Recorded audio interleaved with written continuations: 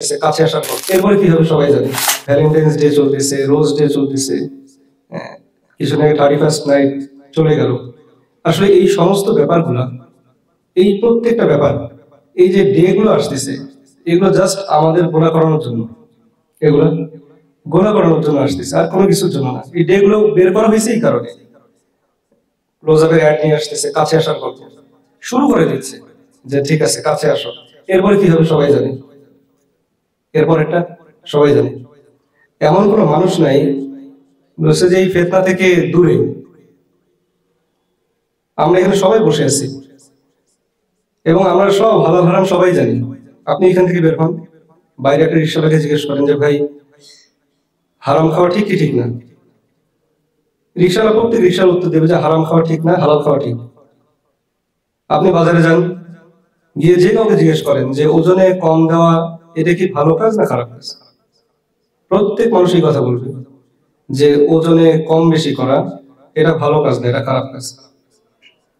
যে মেয়েটা পর্দাও করে না, যে মেয়েটা পর্দা করে না, আপনি তাকে কেউ জিজ্ঞেস করেন যে পর্দা করা উচিত কিনা, ওই মেয়েটাও বলবে যে হ্যাঁ পর্দা করা উচিত।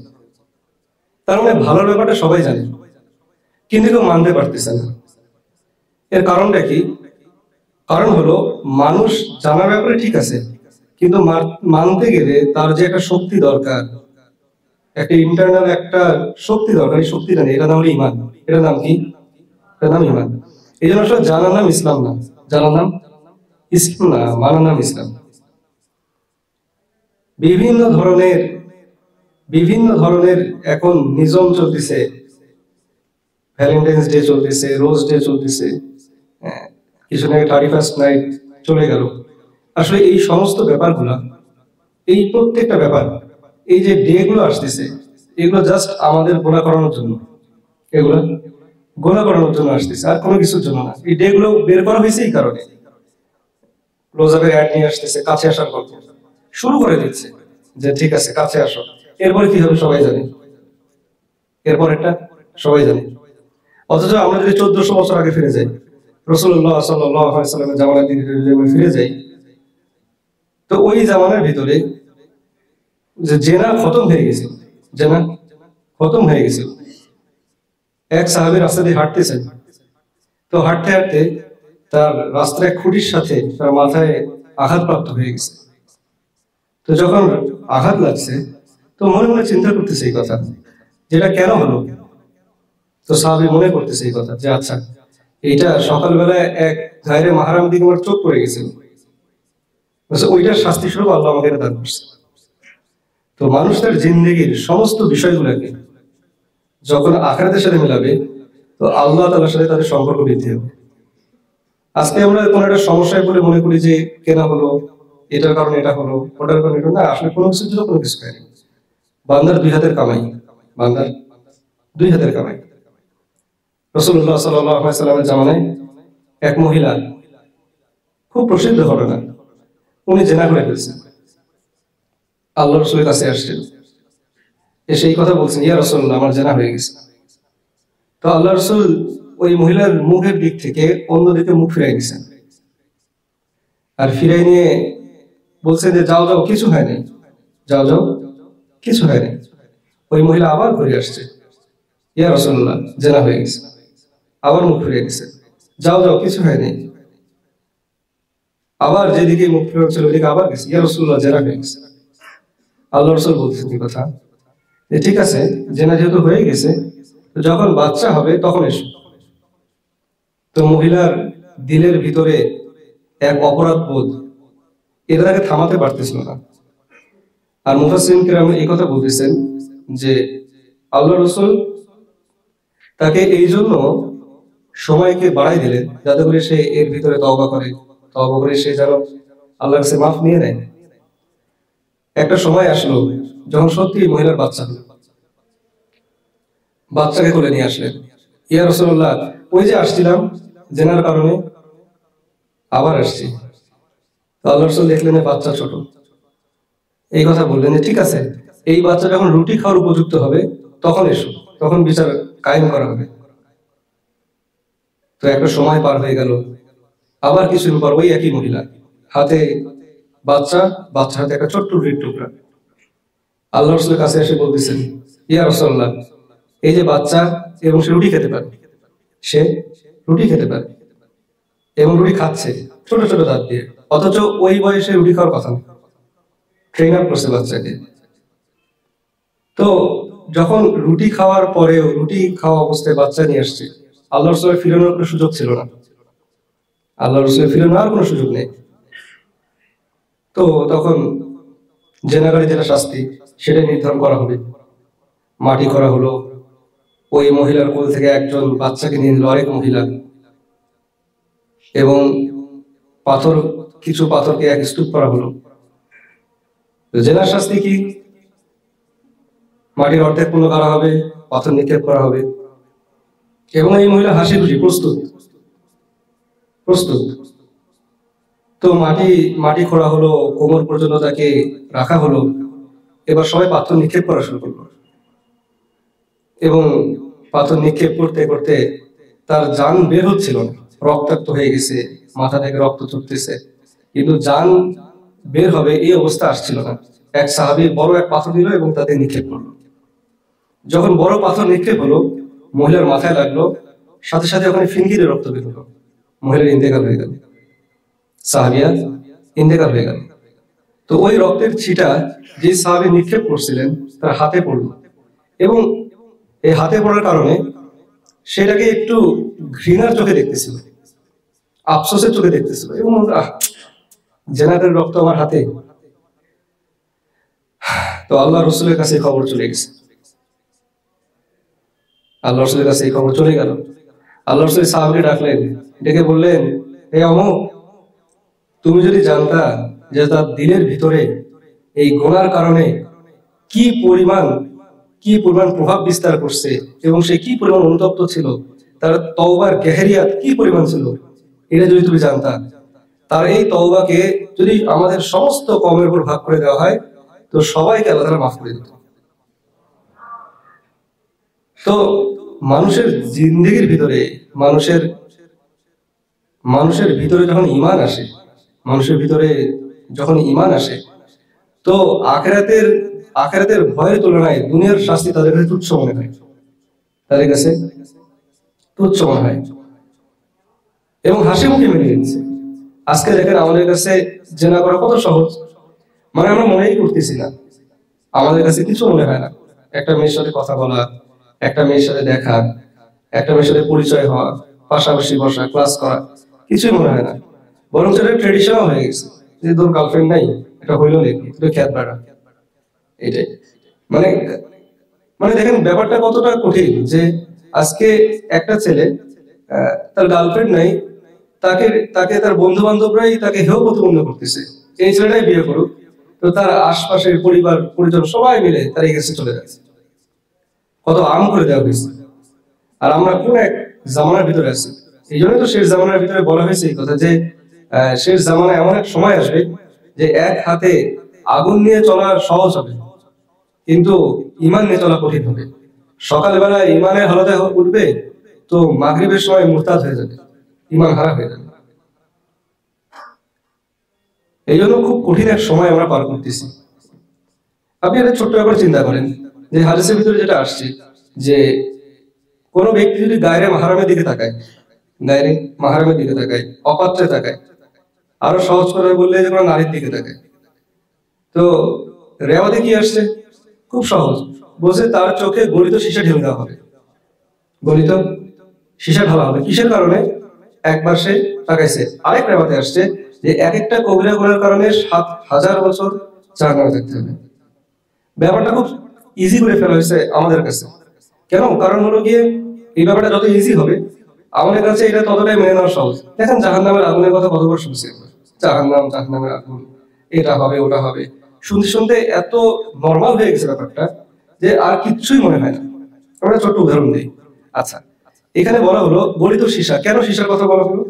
কারণ সীসার স্ফুটনাঙ্ক এটা সবচেয়ে বেশি, যারা সায়েন্সে পড়ে জানে এটাই ঢালা হবে। একটা ব্যাপার চিন্তা করেন, ধরেন একটা লোককে তাকে শোয়ানো হয়েছে, মেডিকেলের বেডে শোয়া, 4 জন 4 হাত পা ধরে রাখছে। এখন একজন ইনজেকশন নিয়ে আসলো, একজন ডক্টর, কি করা হবে? তার চোখে ইঞ্জেকশন পুশ করা হবে। বলুন তো ব্যাপারটা কেমন দাঁড়াবে? একটা ইঞ্জেকশন পুশ করবে সুস্থ মানুষ, জীবন্ত মানুষ, তার চোখে গলে যাবে কিনা? যদি সেকেন্ড টাইম পুশ করা হয় কি অবস্থা হবে? থার্ড টাইম পুশ করা হয়, আপনি কল্পনা করেন আপনি হারিয়ে যাবেন। কেন যাবেন জানেন? এটার বাস্তবতাটা আপনার সামনে আছে, আমার সামনে আছে। কিন্তু ওই যে জাহান্নাম, ওই যে আগুন, ওই যে গরম সীসা, এতবার শুনছি আমরা যে এটাকে আর কঠিন মনেই হয় না, এটাকে আর কঠিন মনে হয় না। এই জন্য আমাদের জিন্দেগিতে শয়তান কখনো আলটিমেট গোলের দিকে মানুষকে নিয়ে যায় না, যে এটার পরিণতি কি হবে। প্রথমে সহজটাই বোঝা, যে কাছে আসো, একটু তো কথাই তো বলতেছি, কথা বলে কি হবে, এটা ভালো লাগতেছে। অনেকে আবার বলে যে একবার তাকাই দেখলে কি বা সমস্যা আছে না, শরীয়তে জায়েজ করা হয়েছে না, যে যদি একবার তাকানো যায়। অনেকে জিজ্ঞেস করে যে ভাইয়া ওই একবার তাকানো যায়, তার মানে কি পুরোটাই দেখবো? মানে যতক্ষণ দেখা যায় আর কি, একবার তো অনুমতি আছে। ব্যাপারটা আসলে তাই? ব্যাপারটা তো আসলে তাই না, তাই না? এই জন্য আসলে আমাদের সময় খুব কম। একটা ছোট্ট ঘটনা বলি। আব্দুল্লাহ আন্দলুস রহমতুল্লাহ আলাইহি এক জামানার এক বুজুর্গ ছিল, তাবেঈনদের পরে আসছেন, এবং নোমান শিবলি রহমতুল্লাহ আলাইহি ওনার ওস্তাদ ছিলেন। শিবলি রহমতুল্লাহ আলাইহির ব্যাপারে অনেকেই জানেন যারা তাফসীর বিশারদ, তাফসীর করছেন। একবার এক কাফেলা নিয়ে ওনারা হজে যাচ্ছেন, হজের মৌসুম, খুব নুরানি কাফেলা। শিবলি রহমতুল্লাহ আলাইহি আছেন, আব্দুল্লাহ আন্দলুস রহমতুল্লাহ আলাইহি ওনারা আছেন। এবং আব্দুল্লাহ আন্দলুস রহমতুল্লাহ আলাইহি ওনার ব্যাপারে রেওয়ায়াত আছে 30,000 হাদিস ওনার সনদ সহ মুখস্থ ছিল। কত হাজার? 30,000 হাদিস সনদ সহ মুখস্থ, অর্থাৎ রাবিও মুখস্থ ওনার। তো উনি জামাতের আমির, সফর হচ্ছে, তো এক জায়গায় পানির প্রয়োজন হলো, তো কাফেলা থামলো পানির জন্য। তো যেই জায়গায় থামলো ওই জায়গাটা খ্রিস্টান পল্লী ছিল, একটা খ্রিস্টান পল্লী ছিল। তো এক কুয়া থেকে, ওইখানের পানিটাই সবচেয়ে ভালো, কুয়া থেকে পানি তোলা হতো, খাওয়া হতো।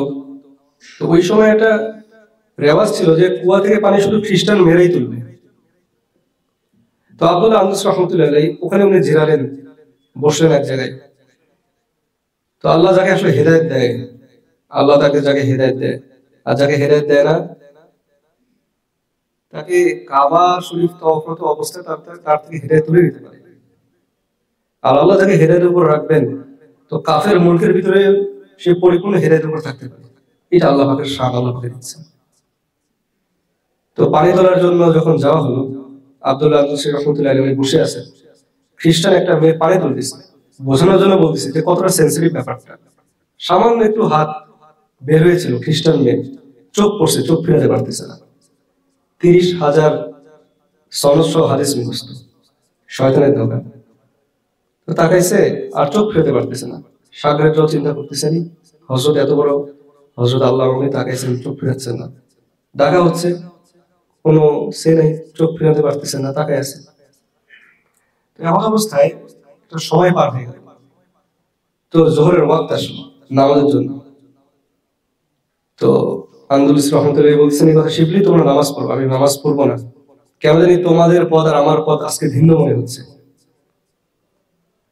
তো এই অবস্থায় সাগরে তো পেরেশান হয়ে গেছে, কি হলো হযরতের? এত বড় একজন আল্লাহর ওলি, যার 12,000 খানকা।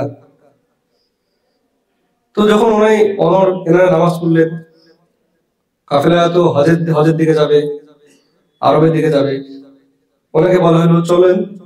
তো বলছে আমি যাব না, এখানেই থাকবো। সবাই কান্নার রোল পড়ে গেল, সবাই বুঝতে পারতেছিল না। তো উনি ওই কাফেলার ভিতরে একজনকে জিম্মাদার নিযুক্ত করলেন, বলে তোমরা সামনে আগে করো, আমি পরে আসতেছি।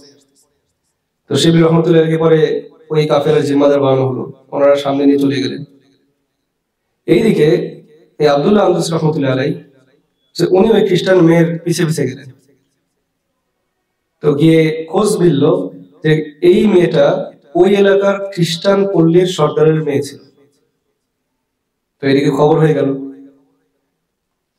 যে এত বড় এক শাইখ, মুসলমানদের একজন শাইখ, সে আসছে।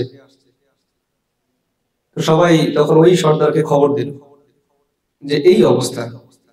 সর্দার ডাকলেন, বললেন বলো তুমি কি চাও? বলছে আপনার মেয়েকে বিয়ে করতে চাই। শর্ত লাগাইলেন যে যদি বিয়ে করতে চাও দুই শর্ত।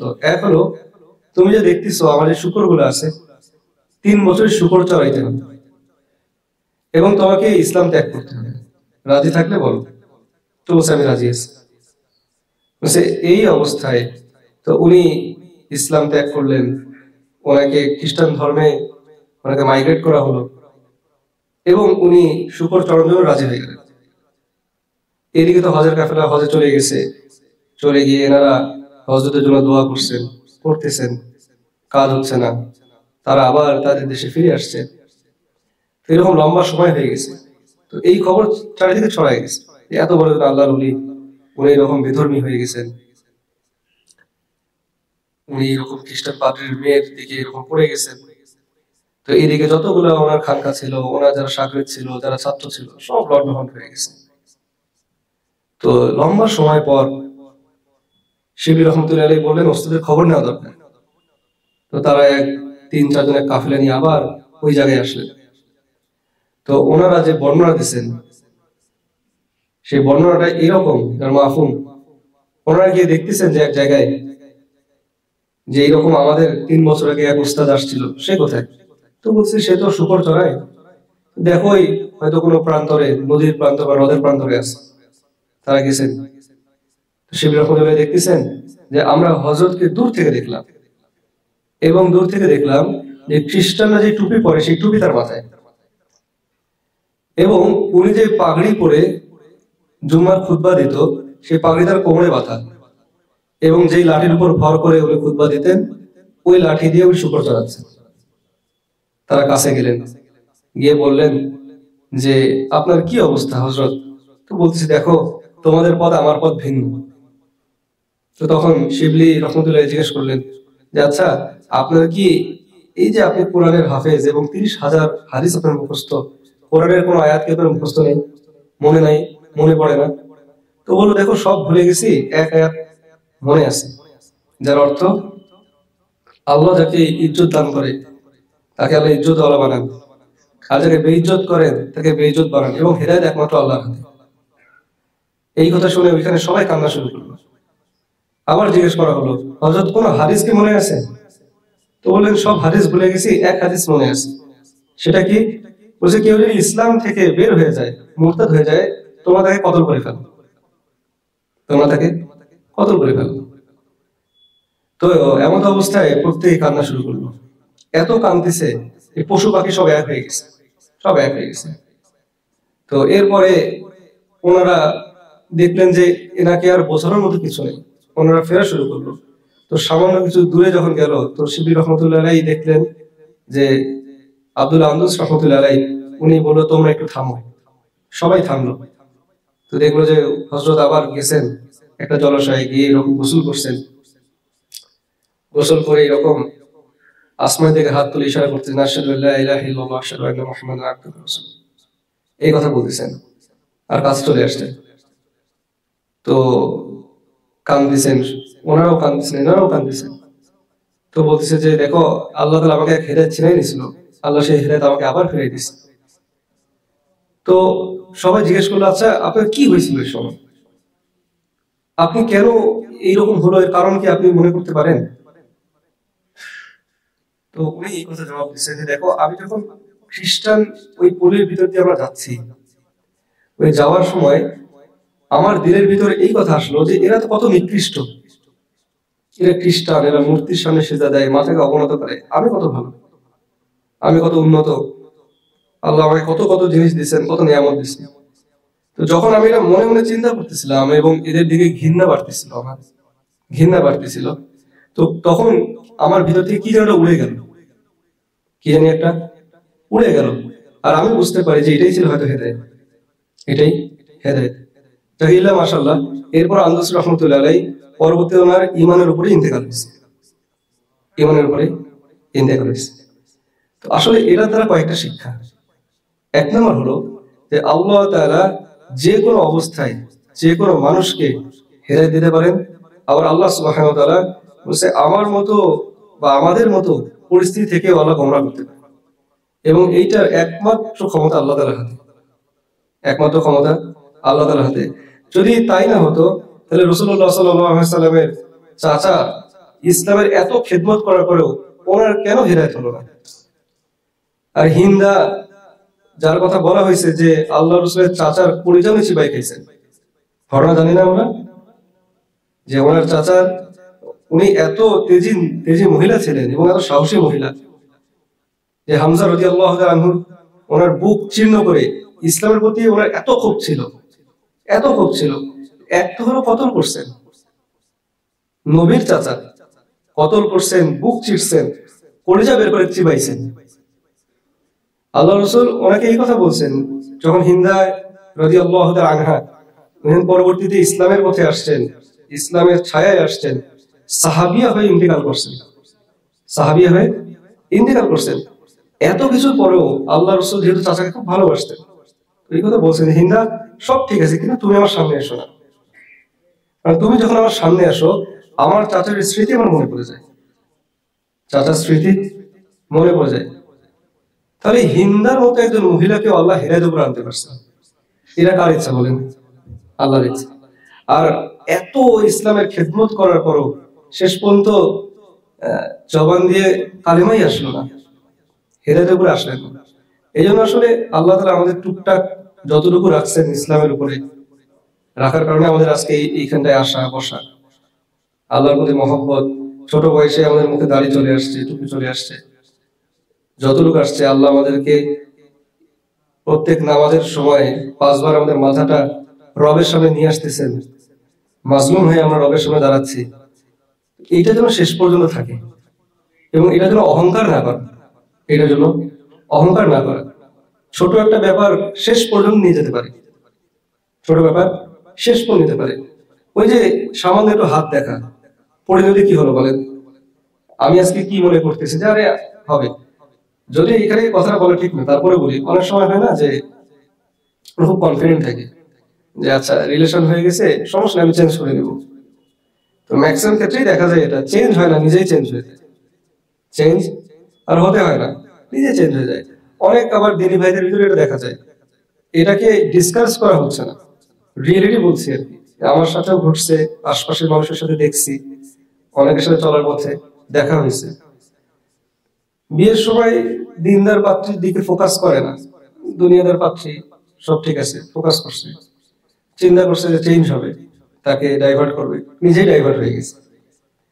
তো না, এমনটা না যে করবো না, তো ইন্টেনশন থাকা ভালো যে না ঠিক আছে আমার মানহাজ অনুযায়ী আমি যে আমার যে জীবন সঙ্গীটাকে বাছাই করি, এদের রিস্কের চান্স কম, রিস্কের চান্স খুব কম।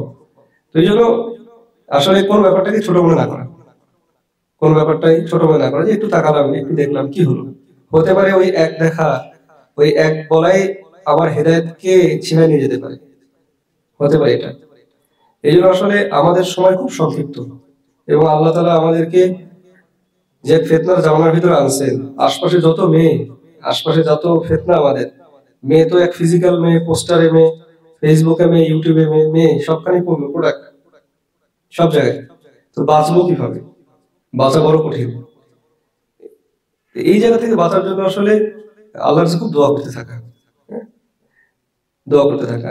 একজন শায়েখ কথা বলছেন যে সারা জিন্দেগি আল্লাহর কাছে দোয়া করে অনেক কিছু চাইছি কিন্তু আল্লাহকে চাইনি, দোয়া করে অনেক কিছু চাইছি কিন্তু আল্লাহকে চাইনি।